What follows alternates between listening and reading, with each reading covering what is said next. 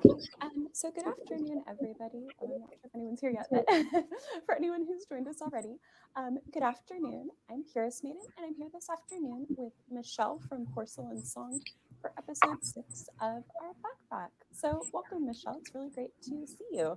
Thank you for having me. Of course. Do you mind taking a second to introduce yourself and your brand?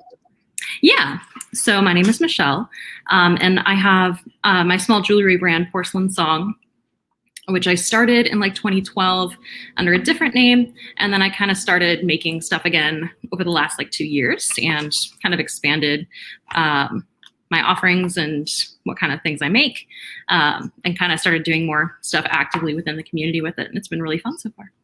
Oh, that's exciting. So how did you first discover Lolita fashion? So I discovered Lolita back in like early high school or middle school, basically through Visual K. So I was super into Malice Miser. Malice Miser is still one of my favorite bands, but obviously Mana wears Gothic Lolita. I thought it was the coolest thing in the world, and I thought, wow, those clothes are so gorgeous. I'm never going to be able to wear something like that, but darn does that look cool. And then in college, like my freshman, sophomore year of college, I discovered the EGL com on LiveJournal, and I kind of started experimenting with it. And then I got active in my community, and it's been like 10 years since then, which is crazy to me, but it's been really great. Is this your 10th year in Lolita, or? I think so. Yeah, I think it was 2011 when I like officially started wearing it. Like I had my first coordinate in 2011. Oh, I didn't know that. Wow. Yeah. Every day. It was like a Taobao dress. I was super excited. I got this giant Taobao order. I don't know if the brand is even active anymore. It was called Last Country. Oh, I remember them. Yeah. Yeah. It was a cool dress. It was like this blue, this like cobalt blue material, and then it had like this black like overlay over it. And it was really neat, nice looking. Yeah, I remember. I'm surprised because I remember like thinking your coordinates in that time were like so good. I didn't know they were, like your first coordinates. That's so cool. Oh yeah, that was my first coordinate. Yeah, around the time you and I met, I was a little newbie.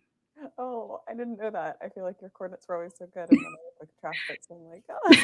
Well, that's really flattering.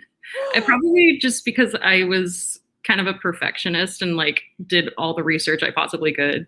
Because I was like, God, I can't be Ida. That would be the worst thing in the world. I have to be one of the good Lolitas. Wow. You are one of the good Lolitas, and you definitely like bypassed the Ida phase. So good job.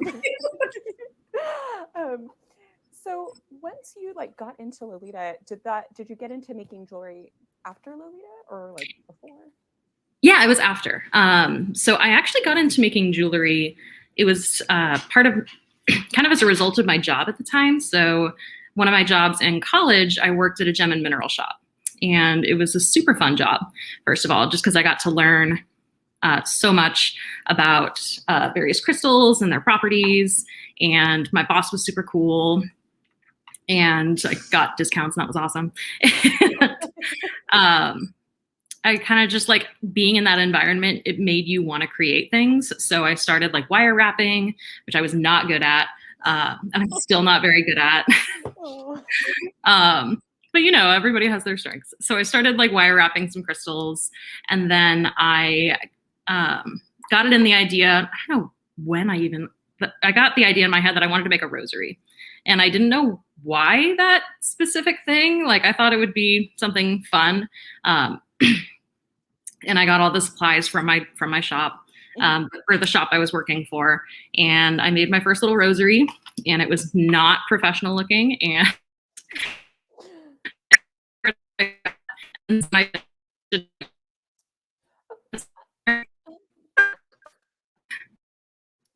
You know, Michelle, I think you cut out for a second. Give me 1 moment.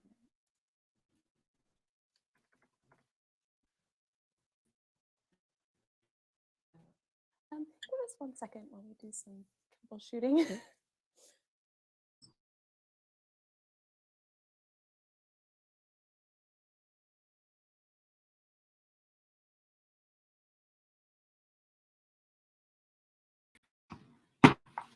Okay, there we go. Sorry about that. For some reason, the connection had cut out on you for a second, Michelle, but I think we have you back now.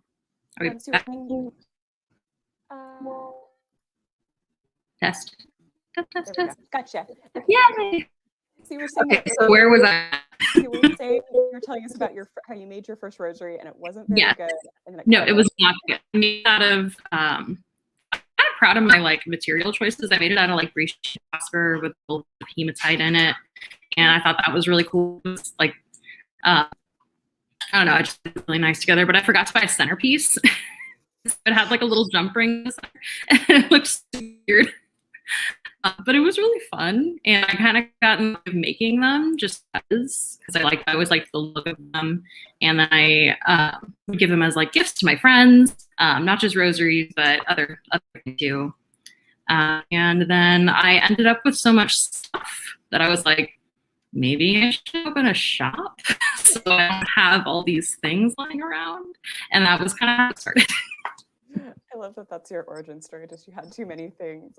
I was like, just doing it for fun. Okay, I can't keep like pawning all this stuff off on my friends. I have to do something else with it. So I'm like, oh, maybe someone else will want it. Oh, I love that that worked out. And so, was working at the crystal shop, was that kind of what started your interest in using natural materials for jewelry? Yes, it definitely was. That was always kind of one of my favorite things to do at the shop was people would come in looking for something specific, and you kind of got to know the inventory that we had pretty well and what kind of general things think people would look for. And it was always like really, I don't know, it was really like satisfying to help someone find exactly what they needed. And that's why especially when I first started out, I like only used natural gemstones. I use a lot more like crystal and glass now because it's popular and people like it. And it's fun to make, but that's kind of how I started generally. I stuck to natural stones. Mm-hmm. And do you still try to use like incorporate natural stones into your work? Or? Yeah, definitely. More so in like my rosary necklaces, like the thing I'm wearing today, and some of the more like glitzy stuff. I tend to use a lot more like crystal or like glass crystal. But especially with like my rosaries or my rosary inspired pieces and bracelets and stuff, I like to keep the metaphysical side in it and use more natural gemstones. And so I guess that leads into my next question really nicely. So for you, like are crystal, like do you kind of use crystals like for their spiritual or like healing properties as well? And could you tell us a little bit about that? Yeah, so I almost always have some kind of crystal that I'm wearing, whether it's like a bracelet or a necklace or something. And it's just something that I've kind of put into my own daily life. And I know that, I like my jewelry to kind of mean something when I make it, or like not so much like tell a story, but like have a specific purpose. Because it makes it a little bit more personal and I feel a little bit more attached to it. So that's how I generally like my own jewelry. So I think that kind of comes across in the stuff that I make too. Yeah, I think it really like the influence from kind of spirituality really shows through, I think, in your brand. You're not used to this mirrored thing. My bangs are keep messing up and I keep trying to pick the wrong side. I know, it's so weird seeing yourself like weird. It's like this is like a little off, but I can't put it on my. And so other than like kind of spirituality and crystals, are there any other sources that you get inspiration from?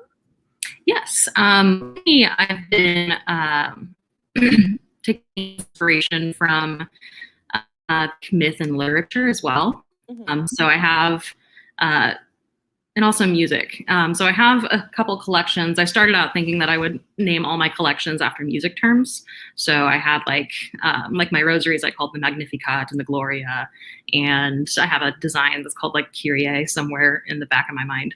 And then I have like the aria necklaces that I have.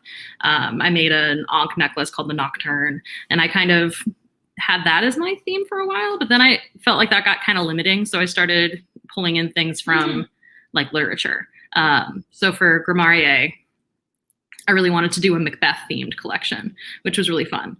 So I had that's where I had like the skeleton hands and the the Lady Macbeth hand, the dagger thing, which was super fun.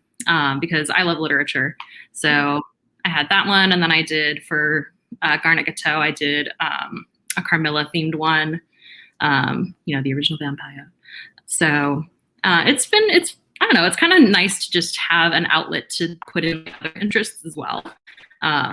So I think, again, it's kind of that story, it kind of comes through. Yeah, I think the influence really shines through, and I loved your music themed collection. Thank you.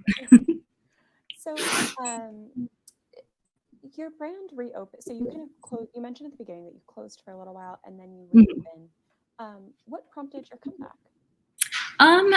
So I reopened in like it was before quarantine. I started making stuff in like the end of 2019 again. I don't really remember why too much. I remember I found some earrings that I made and I was like, these are really cool. Like I should make more of these. And I think it was around that time that I also started kind of getting back into the Lolita community. So, because I kind of took a break from the fashion for a while too. So coming back, I don't know, it's always nice. I always liked like making my own accessories. And then I thought, well, if I'm doing this again, then I might as well do it.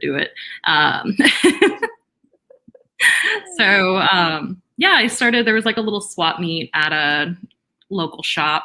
It was at K Collective actually. And I made up a bunch of stock and sold a couple things there. And it was just super fun. And so I really wanted to get into doing like, oh, well, let's do like in-person events. That'll be fun. And then 2020 hit. And hasn't really been the case. But doing like the online events has been really, it's been really, that's the word I'm looking for. It's been really fulfilling and it kind of gives me something to work towards. I think it's good to have like specific things to gear your work towards sometimes because, it helps with inspiration. And also it kind of pushes me to get things done by a due date. Yeah, I definitely, I understand where you're coming from. I really need like a deadline or a due date to get anything done. So I feel your pain.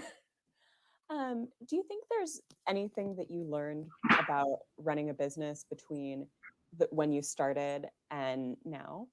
Oh, definitely. So kind of when I first started, I definitely like didn't understand how to price my items well.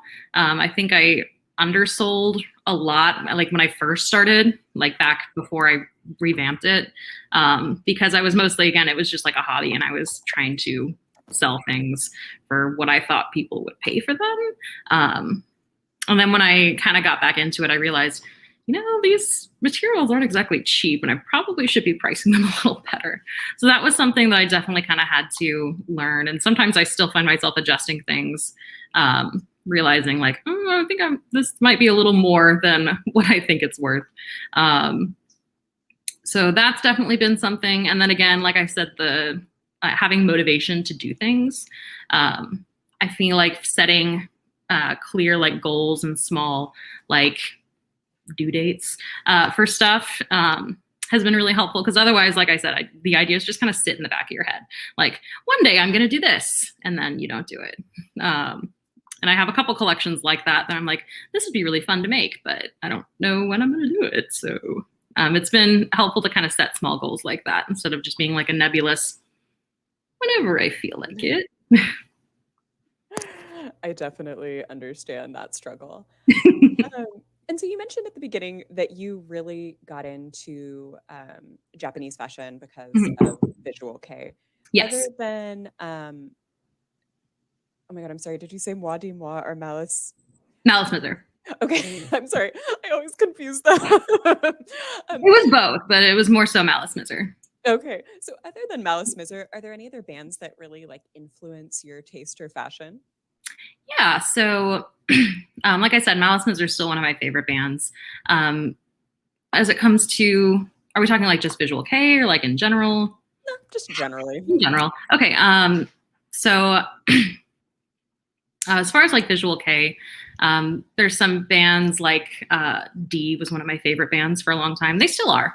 I just their whole shtick was like roses and that kind of like vampire romantic goth thing. And that has been, that's been a big influence on my style lately. Plus like trad goth I try to work a lot of that into my daily style. So that's obviously a music-based subculture, and that's been a big. I've gotten a lot more into that, like as I've gotten older, which is weird.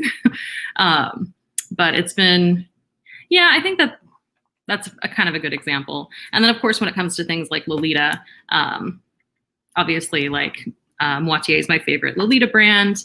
That's owned by Mana. So I like to work in, you know, like my Moitié small accessories and my looks and stuff like that because I'm a dork. But it's a good dork. It's a good dorky feeling. I was gonna say, and if you're a dork, I mean, I feel like every Like gothic there's worse Lolita things to be nerdy about, right? is also a dork. No, absolutely. So I guess maybe this is I know like two things about visual K fashion, so maybe this is like a silly question, and feel free to tell me if it is. Um, Okay. but like from what I know about visual K, like it's very obviously focused on the visuals, and there's a Mhm. lot of like iconic music videos with like these Mhm. really gorgeous and ornate looks. Is there a visual K album or video that really stands out as inspirational for you? Um, my favorite Melis Miser album.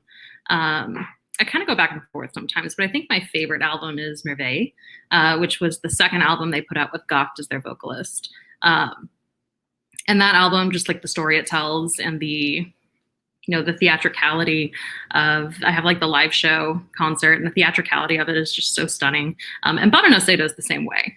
So that's, both Merveille and Bado no Seto are like that's like the ideal for when it comes to like music aesthetic. I think that's probably really high up on my list. Those are If that even makes as sense. like no, it absolutely does. Even as a visual K newbie, I'm familiar with the both of those albums, and I think Yes, those are really stunning and they're pretty very iconic yeah, for obvious reasons.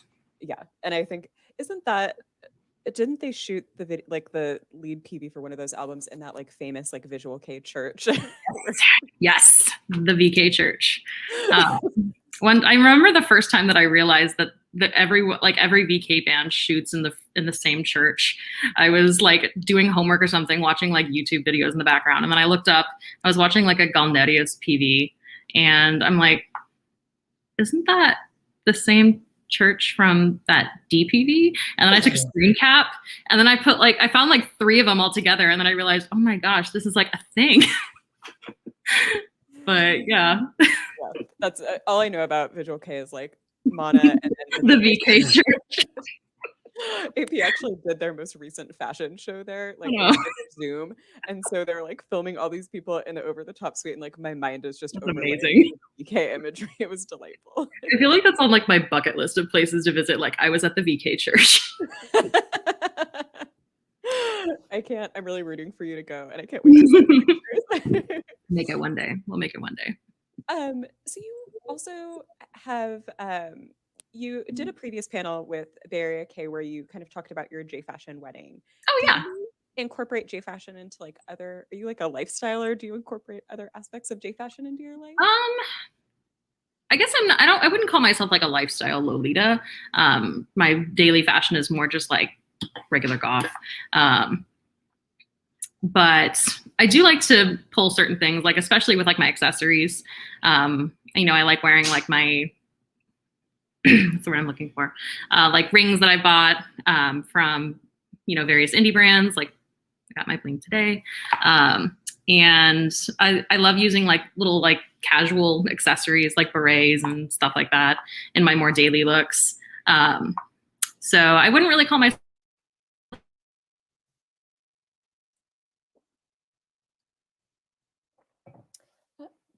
Oh, Michelle, I think we might have lost you again.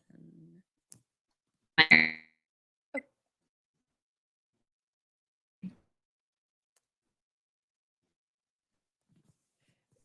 sorry, we're having a couple of tech difficulties here, you guys.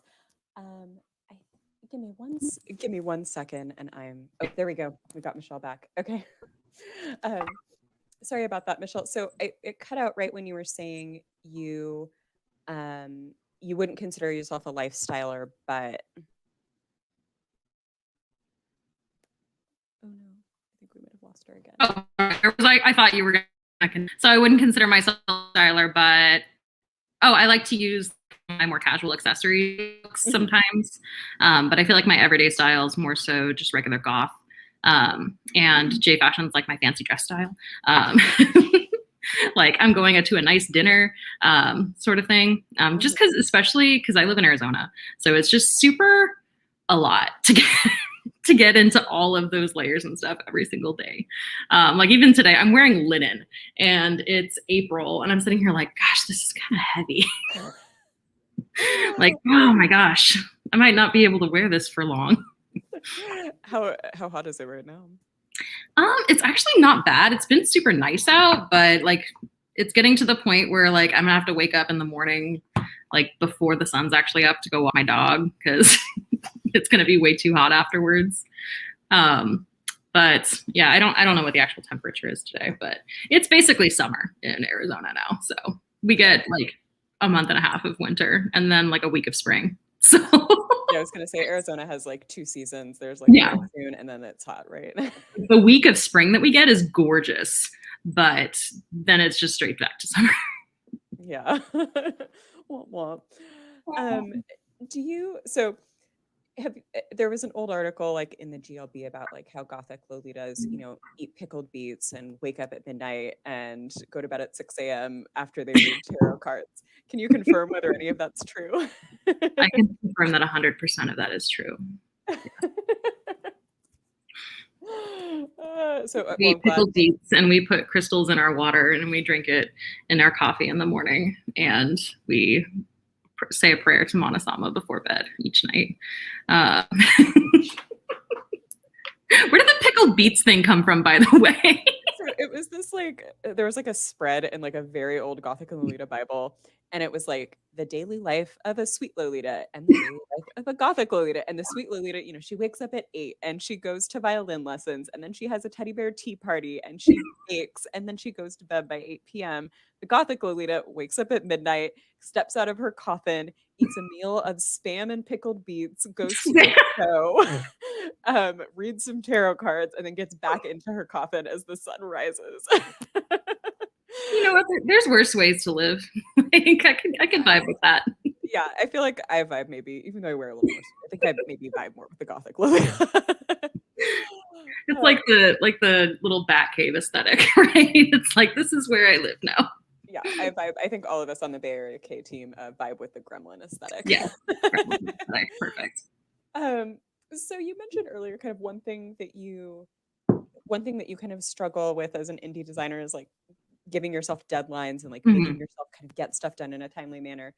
What are are there any other struggles that you've experienced as an indie designer?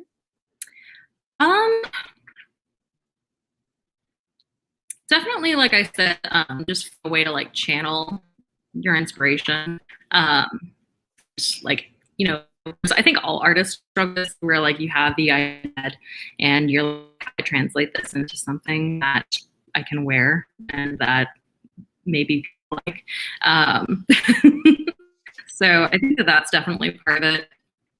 And also just like, I feel like not getting down on yourself. Like, I feel like there's a lot of, what's the word I'm looking for? Negativity. Like, really try to like compare yourself with other people. Or like compare your success or your reach with other people. Like, why doesn't my stuff get more attention than this? And it's really hard to fall into that kind of, because it's not, the Instagram is awful. It's not so much on your work sometimes. If things don't like do as well as you want them to. And that was something that, it doesn't lead me that much, but it's always kind of like in the back. Like I said, every like feels like, like why doesn't supposed to do so much better than this? And it's all like the Instagram crap. Sorry, I said crap. No, it's okay. This is Bay Area K is a curse friendly. Okay. Yeah, although it kind of this is not a PG language. No, it's fine. So you kind of cut out in the middle there. So you were saying it's like really hard not to kind of compare yourself and question. Yeah. How why is like my work not getting as much attention as somebody else's? Do you have any advice for people who are maybe struggling with those feelings? I guess it's just, don't focus on what other people are doing. Like create what you want to create. Don't worry like, oh, my stuff isn't as good as this, or my my work doesn't do as well as this, or people don't like my things, because obviously people are buying your stuff, they like it. And it's not about,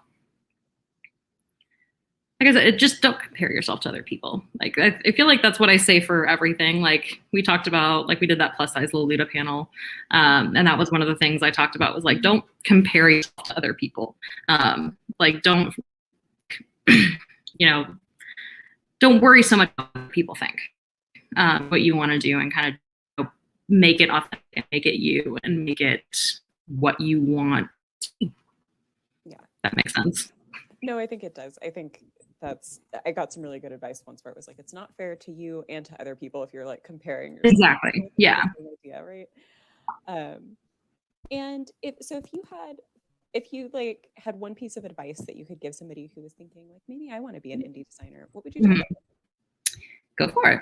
First of all, just go for it. Make sure that you have a plan of like what you make and how you're going to source your items, and that's your what's your why do you make these things? Is it for for your own art's sake, or is it to participate in the community? Just kind of like, I don't know, make it yours, make it your own, make it unique. Don't worry about, like I said, don't compare yourself to other people. Don't worry so much about things like outreach. Like focus on your art and the rest will come. I feel like that's kind of been my best takeaway from the last like year or so. Just focus on what you want to make. Is there anything that you're, once in-person events resume, is there anything that you're really looking forward to doing, or any dream events that you want to go to? I have never traveled for a Lolita event, and it's really bumming me out because I was all like excited to go to Paradiso this year.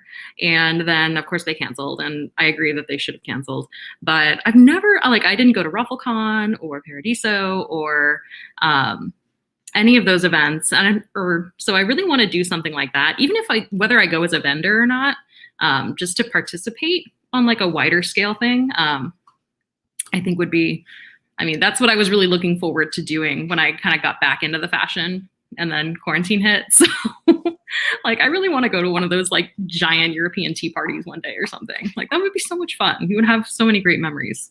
So that's what I'm kind of hoping for whenever things calm down a little bit. Yeah, I'm rooting for you, because I was hoping to go to the next like Street Fashion Europe event too. Right? They're so good. One day. One day. One day. So what do you kind of see as like being the future of Porcelain Song, or do you have any like goals that you'd like to achieve beyond kind of traveling to an international event? I want to kind of expand the sort of things that I make. So obviously, like I started out making rosaries, and a lot of what I make is still like rosary inspired.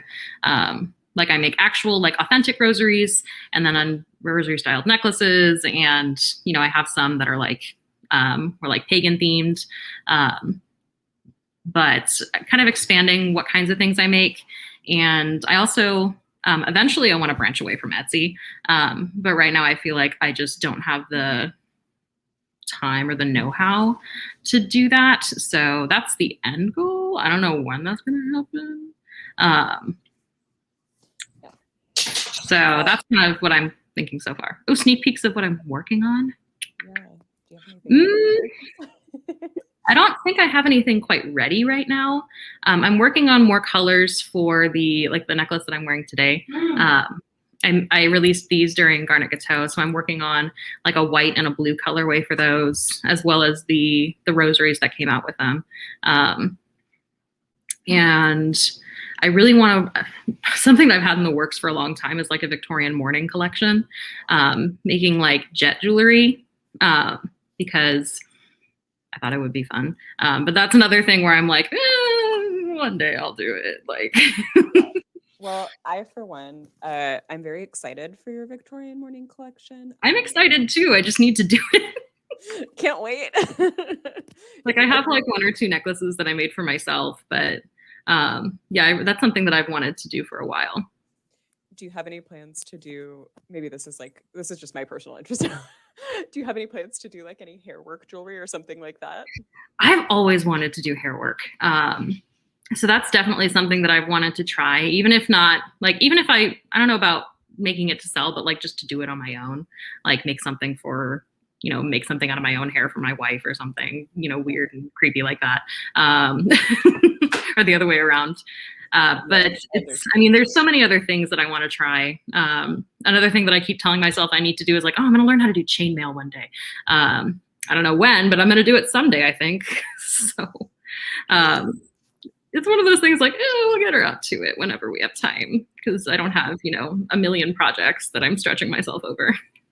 Yeah, I understand that. We all have a limited time, right? Oh, yeah. Well, I can't wait for your inevitable career jump to full-time blacksmith and chainmail.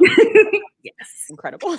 And I relate to the hair jewelry thing too. Sometimes I have like a box of hair where it's like, maybe one day if I got time. Maybe one day I'll do something with this. Yeah. Yeah. Until then, like I just have this box on my bookshelf that people come into my house and they'll open, and then it's like, what the fuck's going? That's what my beading desk looks like. It's like I'm finally like starting to organize it better, because I just kept buying stuff like, ooh, this is cool. Ooh, this is cool. Ooh, this is cool. I'm going to use these one day. And then it just kind of turned into a big pile of stuff on my desk. So I like at one point I was like, okay, I can't buy anything new until I make something out of these, because these need to be, they're just taking up space now. I need to do something with them if I'm going to buy them. Yeah, it reminds me of the old adage, crafting and buying craft supplies are 2 completely separate hobbies, and people rarely have both of them. Indeed. So, outside, well, I guess actually, sorry, let me backtrack a little bit. So your brand name is Porcelain Song. Could you tell us a little bit about the inspiration behind it? Yeah, so actually, Porcelain Song just used to be my live journal name. And when I was revamping my shop, I knew I wanted to rename it, because my other name was this Latin thing that was way too hard to, it was like too long, and it didn't roll off the tongue. It was like Rosarium Obscurum, which was like shaded rose garden kind of thing. And I like with the rosary thing. But when I was thinking like, what can I name it? And I thought, well, I don't really use the name Porcelain Song that much anymore, so maybe I can transition that into my brand. And so that's what I ended up doing. And the username, like that was just like my username. The username itself just was pretty much like, I like music and I like porcelain dolls. And those sound kind of cool together. I really, as somebody who also had an embarrassing, 14-year-old for many years, I respect it. I understand it. And it sounds a lot better than my 14-year-old life. I mean, I had other ones too, but we're not going to talk about those. So what's your worst live journal username? Tell us about my gosh. The worst live journal username. I had like 4 of them, because I was on live journal since I was like 11. Oh my God, what was my first one? I don't know. It was something about Yu-Gi-Oh.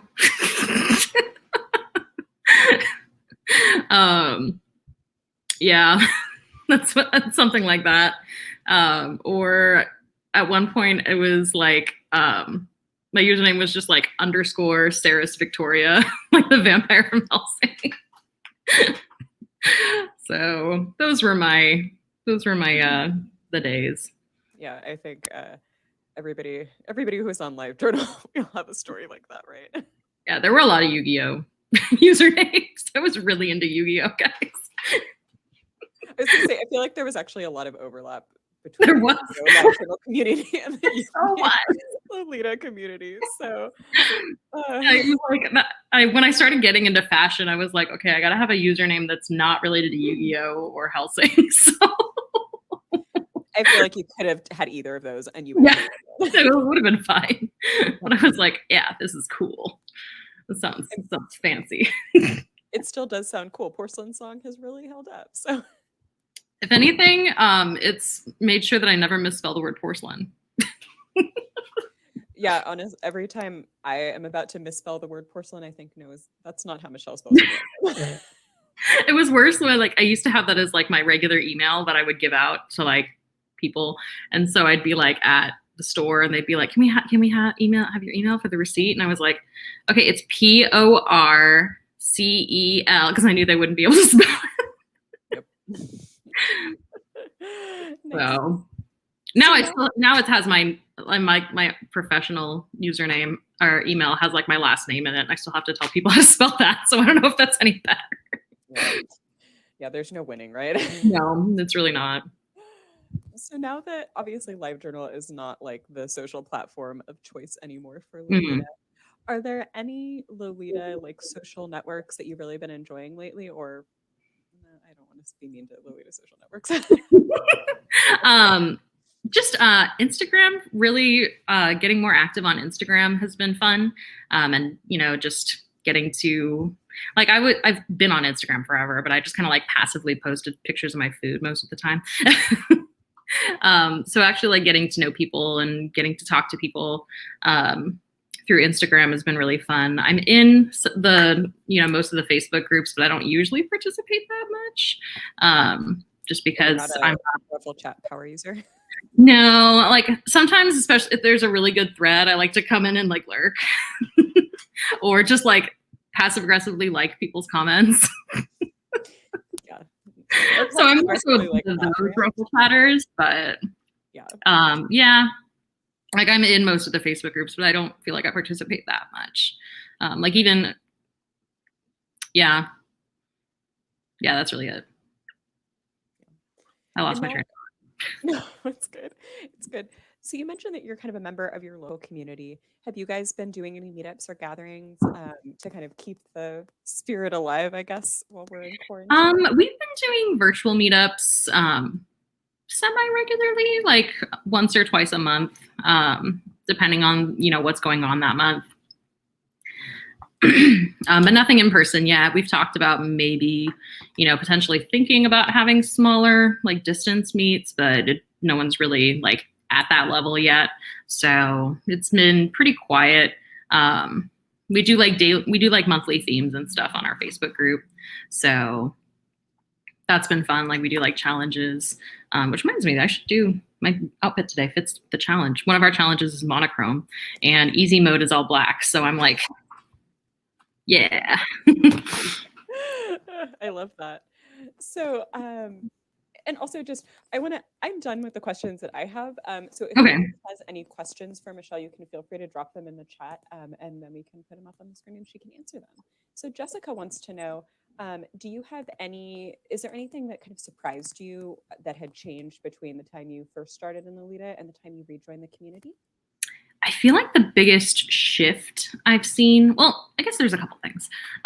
The first thing that really surprised me when I kind of eased myself back in was how like coveted and popular indie brands are in like the best way possible. Like, I think it's awesome that, indie artists will drop a collection or they sell out in, 10 minutes. I think it's really just great to be able to support handmade labor. And I think that that's been a really cool thing to watch. And also with the rise of popularity in like indie brands, there's been a lot more options for like plus size Lolitas, which has obviously been really exciting. Like Meta releasing a plus size, 2 plus sizes for various dresses, Atelier Pro, and List just did they just released the, oh my gosh, I can't remember the name of the dress. The really like asymmetrical one. Yeah. So they just released that one in plus sizes, plus a couple other things. And I think I bought that entire collection actually. Like they dropped like 4 items that were plus size friendly. And I think I just bought all of them because I love Atelier Pro. They're probably like my other favorite Lolita brand aside from Wattier. And then just like I said, with indie brands offering, custom sizing or extended sizing has been just really awesome to watch, and seeing people, pay attention to these kinds of things. Because when I first started, I felt like if I wanted to wear, as a plus size Lolita, I had to find, like something that was fully shirred that I knew would fit, or I would have to get something custom made from Taobao. And a lot of the times I feel like they would just, like make it bigger and not really account for like a plus size body. And that makes a big difference. So I think that's been really exciting to watch and really like uplifting, because I feel like it was, I don't know, like it's still like, there's challenges to being plus sized in alternative fashion, but I feel like there's a lot more options and a lot more accessibility for stuff these days, which has been really awesome. Yeah, I think you're right. Like even in the last like 5 years, maybe like Mm-hmm. the number of options that are available Oh has yeah, just completely exploded. Like it used to be one for fully sure like meta or mm-hmm. here. Exactly. I think like my first brand dress was a fully shirred meta jumper skirt, which I kind of miss actually. Like I should have kept that, but I know. I feel like that old like meta, so many bangers. oh my God, so many. I have so many like old meta items on my wish list now that I'm like, why didn't I buy that when people were still selling it? I'm the same. Or it's like, why did I sell that like for $30? Oh my gosh. I don't even want to talk about the dresses I sold when I decided to take my hiatus. So many mistakes. Well, I guess on the flip side of that question, then to bring it back into happier territory, are there any other than the Atelier Pierrot dresses you mentioned? Are there any other new releases that you've been like, wow, like I'm super excited for this? Oh, yeah. So like I said, I got the new valet-less jumper skirt, which I'm really excited to get. And I'm trying to think what else do I have in the mail right now. Let's see. What is in the mail right now? I know. I had to make a spreadsheet because I kept losing track. So I have like a Pinterest somewhere. But I was really excited to see that dress come out. I'm wearing, I don't know if this is, this came out a while ago, but I'm wearing my, I got one of the new plus size I Do Declare dresses, which I was super excited about. And this is actually my first time like wearing it, and it's so comfy. And these sleeves are like giving me so much life. Oh, so good. So that was one thing that I remember I was really excited about when I Do Declare started doing plus size items. I was like, oh my gosh, I can't believe it. It was like Christmas. It was like, oh yay, finally. So I think that's one of the purchases I've been most excited about lately. Was definitely this dress, and I'm really looking forward to the valet-less dress because I got it in navy, which I don't do a lot of. Like most of my dresses are black. So I want to do some like experiment with some different color palettes and stuff. So I'm excited for that to come in. I got a lot of white. Like I've never owned so much white. And I was going to say, I don't think I've ever seen you wear white. So I'm really excited to see what you come up with. I had a white dress once and I decided I didn't like it and they traded it for a black one. I think I have one white dress and I spilled something on it literally Yeah. every single time I wore it. So I definitely understand your pain. So in terms of so Gothic Lolita, I know is like your main thing that you like really do very well. Are there any other styles of Lolita or like Lolita items where you're like, maybe someday I want to try that? Actually, I've been acquiring a lot of classic leaning pieces. So especially like painting dresses. So they're still like in black colorways so they can match my wardrobe. But I got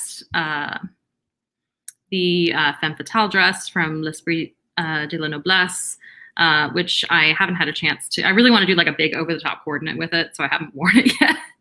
And just, I want to make sure that I am thinking of the right dress. That's the one where it's like all the ladies beheading beheading, yeah. Historical ladies beheading terrible men like that. Like they came out with that dress and I was like, that's an aesthetic. That's a look I can get behind. So I purchased that dress and then I just got the Primavera dress from Eat Me Ink Me, which is super gorgeous. And again, it's like black on the top, so I know it'll match my stuff. But it's got the whole bottom is just the Botticelli painting, and it's one of my favorite paintings. So yeah, I'm slowly acquiring some classic leaning stuff, which I think will be fun to experiment with. Yeah, I can't wait to see what you come up with. In terms of like the fashion as a whole, are there any trends that you kind of see or that you hope to see in the next couple of years? Um, oh my gosh, I feel like I just had this conversation a while ago.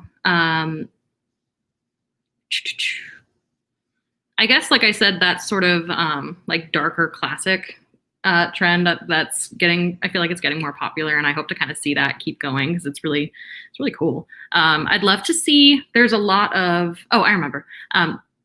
In like Gothic Lolita, like obviously there's tons of Christian imagery because that's just all. Oh, you know what?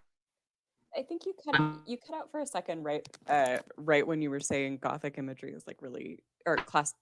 I can't talk. When you were saying religious imagery was really popular in Gothic, and then There's you a lot kind of cut from there. of more uh, things like more or like mythology. Like I know Ross, that was really cool.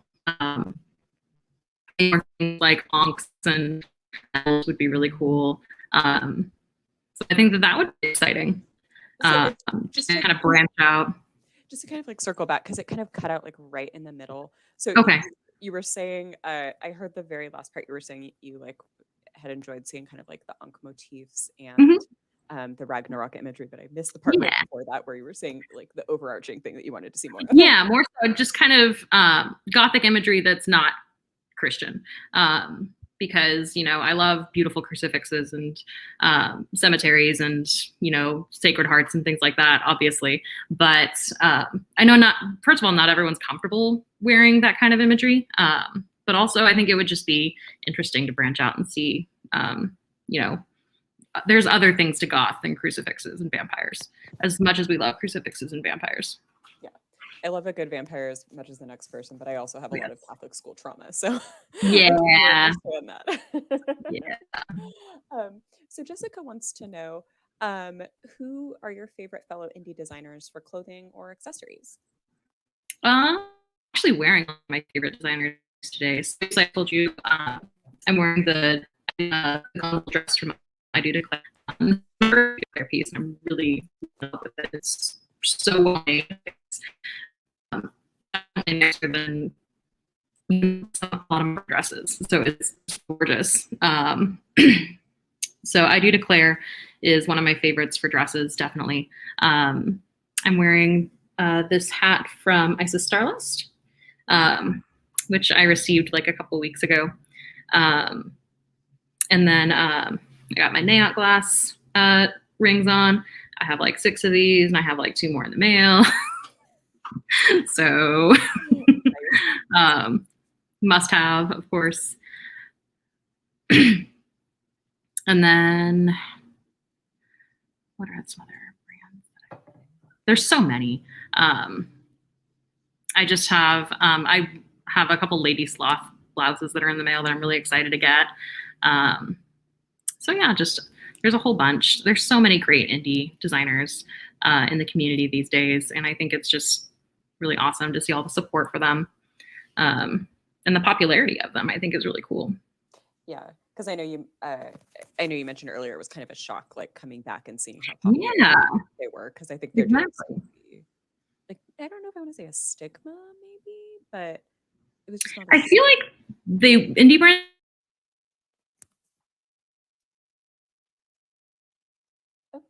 Oh, I'm sorry, Michelle. I think we lost you again right after you said indie brands. I really apologize. Um,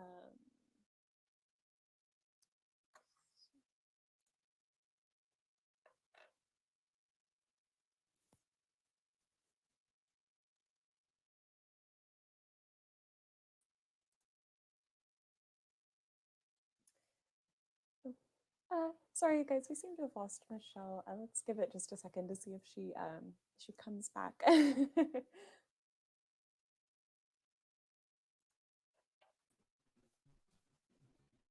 There we go. Are we back?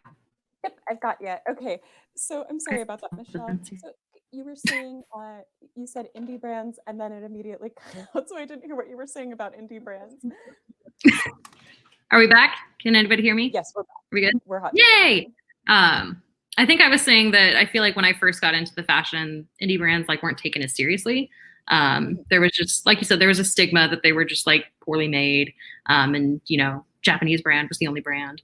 And if you didn't wear Japanese brand, then you wore Taobao, and that was it. Like, yeah. And Taobao was kind of like, oh, you were Taobao.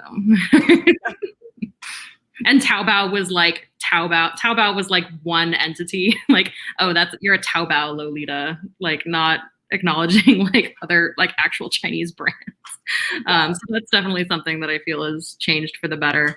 There's a lot more awareness to indie brands as, you know, a viable and valuable option for people.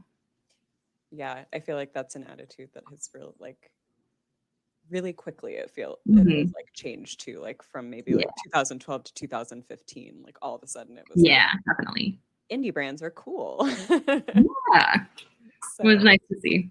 Yeah, it makes me really happy to see. So now that you've kind of been in the fashion for a few years, are there any brands like that are and you know, brands from China are becoming a larger part of the fashion? Are there any Chinese brands where you're like, wow, I really love what they're doing?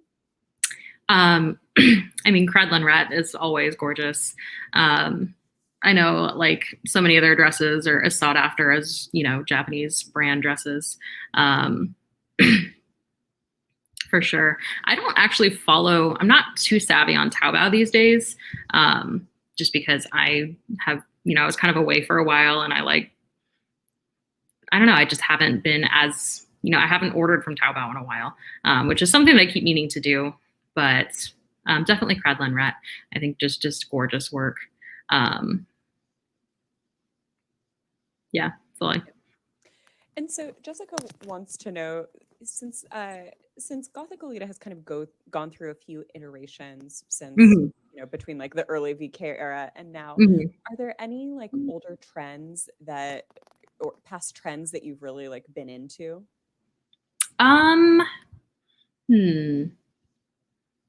With Gothic Lolita, I mean, I've always been a huge fan of like moitié style screen prints. I think the simplicity of that is just, you know, it's one of my favorite styles because they're so easy to coordinate, and they just, I don't know, they look so crisp and nice. So I know moitié hasn't done like a print dress like that in a while, so I'm really hoping that those come back soon. But some other things, one of my favorite things is like I don't even know what they call them, like the shirred sleeves, or people call them sausage sleeves. Oh, yeah, oh my God, they're so good. I love those so much. And like Summer Tales came out with a blouse with those kind of sleeves, and I was like, so good, so good. Sausage sleeves are A+ trend. I love it. Michelin Man sleeves, yes, the best, the best. And so since like moitié screen prints are like your favorites, do you have a favorite one? As far as moitié prints, I have a really soft spot in my heart for. I have a really soft spot in my heart for Holy Queen. It was my first dream dress, and I think the simplicity of it is just really, really nice. It's just like the frames that go around the whole skirt. So that's definitely one of them. I mean, everybody loves Iron Gate because, of course, you do. I actually don't like Iron Gate. No! Oh my God! But I'm also I'm not a Gothic Lolita, and I'm not a moitié person, especially like all the screen prints. I was like, oh no, you said the forbidden words. No. Oh, the moitié screen prints are nice, but I can't tell them apart. I just see, I love that. See, for me, I feel like that's kind of why I like them. Is it's so like, I know it's it has like an iconic look to it. And yeah. There's a consistency to it that I appreciate, and I think that's they're really easy to coordinate in that way. And again, it's just like, it's such a look, like you recognize it. It's instantly recognizable as moitié. Yeah. So I feel like to each their own. Yeah. Even if I don't know the names of the prints, I'm still like, wow, that's a nice moitié dress. Mhm. So I totally understand that. Are there any other motifs that you want to see more of in Gothic Lolita? I love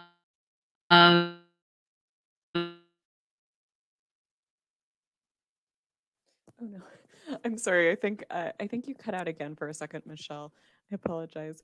I wonder if it's my internet. It's me. Okay, I can hear you again though. Okay. So I already mentioned like I like Gothic better than Christian, but I also really love more like myth and literature stuff. Alice and the Pirates does a ton of literary themed items, but it'd be nice to see from other brands as well, especially like in the goth sense, because a lot of them are a little more classic leaning. So that would be really cool. Like some cool, like like a cool Dorian Gray print or something. That would be awesome. That would be super cool, and frankly, Right? I'm really surprised nobody's done that yet. It seems It would super be so cool. well, If I were an artist, I would do it.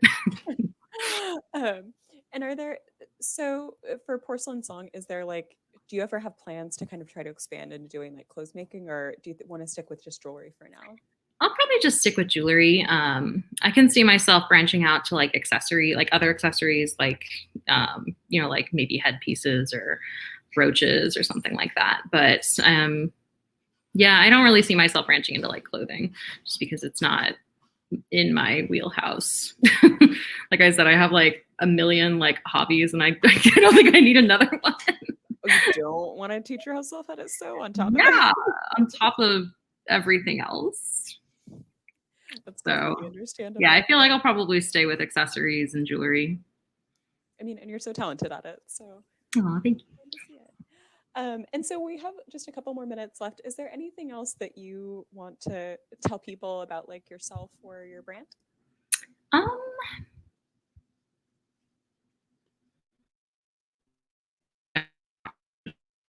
No like what worries. else is there about me? I know. um, well, okay. Let me see. I can come up with another question too. Um, so you mentioned earlier that you kind of, when you started Porcelain Song, you had a really big focus on kind of incorporating like natural materials into your items. Do you want to move back into that in the future, or? Yeah, actually, that is something that I've been wanting to, kind of come back to. Um, I mean, sometimes it can be, I think it's also because it's a little more expensive to source materials like that. And, you have to make sure that you're, um, what's the word I'm looking for? Not only like the overhead for it, and then also pricing it properly and making sure that people will actually pay that price for it, knowing that it's, a higher quality material than just the glass or other items. Like the best selling item in my shop is like my plain black glass rosary. But I have one that looks almost identical to it, but it's made of onyx, and that one doesn't sell nearly as well because of the price, which I understand.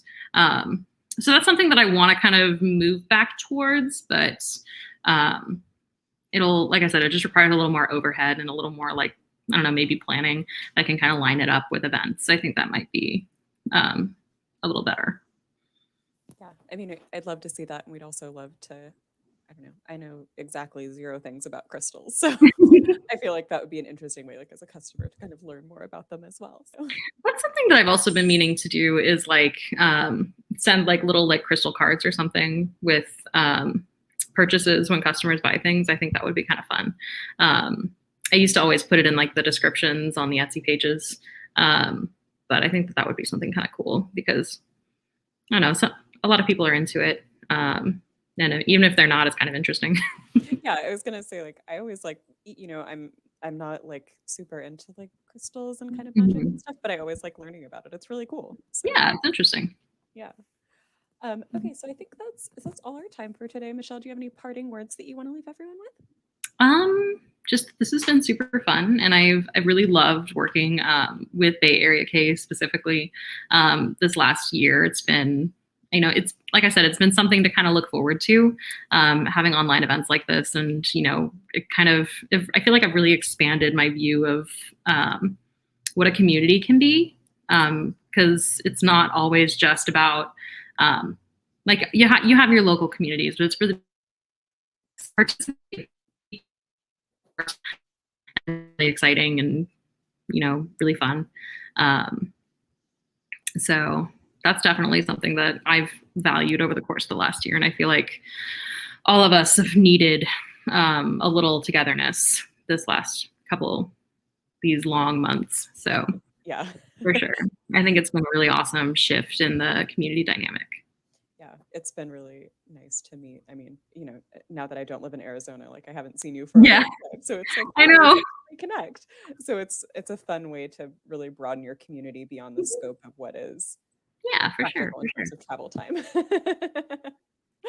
Well, thank you so much to everyone for tuning in. We really appreciate it. And Michelle, oh my God, I'm sorry. This is so embarrassing to ask you on stream. Are you going to be joining us for Ursa Major as well? Yes. So I am working on a collection for Ursa Major. I want to do some like celestial themed items for the event. And then, like I said, I'm working on some other colorways for some existing items. So yeah, I'll be participating in Ursa Major. I'm going to have hopefully some like previews and stuff for that soon. If I can find time in my life to do stuff for myself. The eternal struggle, but that is so Exactly. exciting. I can't wait to see your take on the celestial theme, because I'm sure it's going to be absolutely gorgeous. Thank you. Yeah, thank you everybody for tuning in, and thank you so much for joining us this afternoon, Michelle. I really enjoyed it, and it was Thank great you. talking to you. Yes, thanks for listening to me talk for an hour. Bye everybody. Thanks again for tuning in. Bye.